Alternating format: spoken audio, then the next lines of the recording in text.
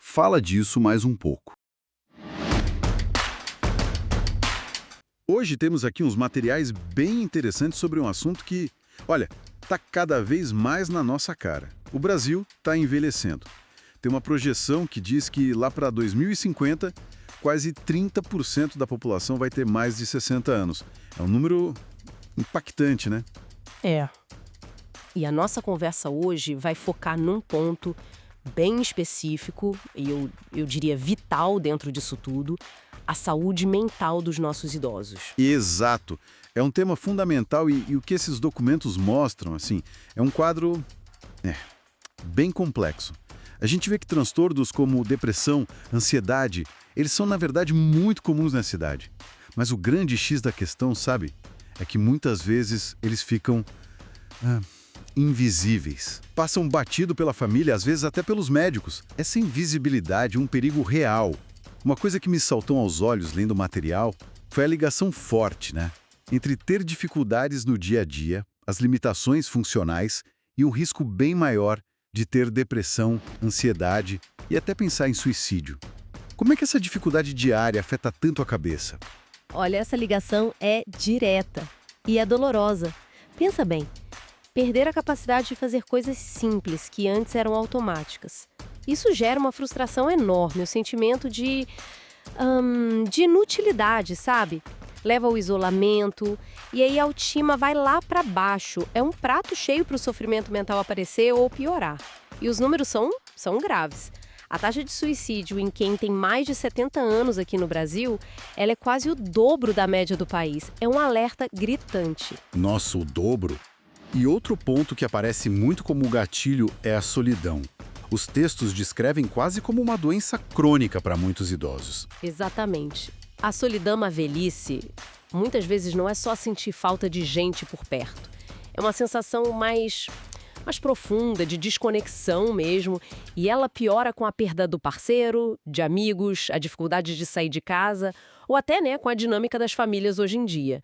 É um terreno muito fértil para a angústia crescer. E aí a gente chega num ponto que parece um paradoxo, né? É quase desconcertante. Tem toda essa necessidade clara de apoio psicológico, mas os dados mostram que quase ninguém busca ajuda formal. Só 2% dos idosos brasileiros fazem psicoterapia. 2%. É a taxa mais baixa de todas as idades. Isso reforça demais aquela ideia da invisibilidade, né? A ajuda até existe, mas parece que não chega em quem mais precisa. Sem dúvida nenhuma. E essa dificuldade de buscar ou até de seguir o tratamento fica ainda pior em alguns lugares, como nas instituições de longa permanência, os asilos. Lá, a própria rotina, muitas vezes focada só no cuidado físico, com horários rígidos, isso pode, sem querer, acabar aumentando o isolamento. A pessoa perde o controle sobre a própria vida e a gente sabe que isso é péssimo para a saúde mental. O cenário que os materiais pintam é preocupante, sim. População envelhecendo rápido, transtornos mentais comuns, mas pouco vistos, taxas de suicídio altas, dificuldade de acesso ao cuidado.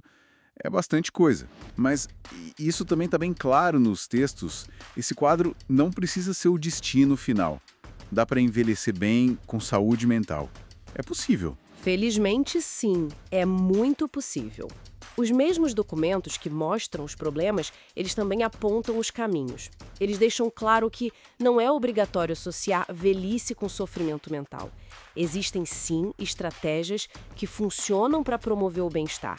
E que estratégias seriam essas? O que realmente protege? As fontes são bem consistentes nisso.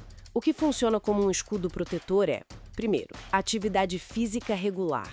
Melhora o humor, reduz a ansiedade, isso está comprovado. Segundo, manter laços sociais fortes, estar conectado, conversar, participar.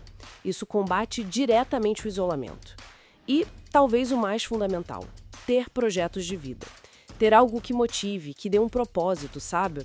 Um porquê para levantar da cama, não importa a idade. Falando nisso, dessa conexão, do cuidado, tem um exemplo prático citado nos materiais, o projeto Anjos Visitantes. Ele parece ilustrar bem isso, né? Como uma visita regular, uma conversa, um interesse genuíno pode fazer uma diferença enorme para quem se sente só.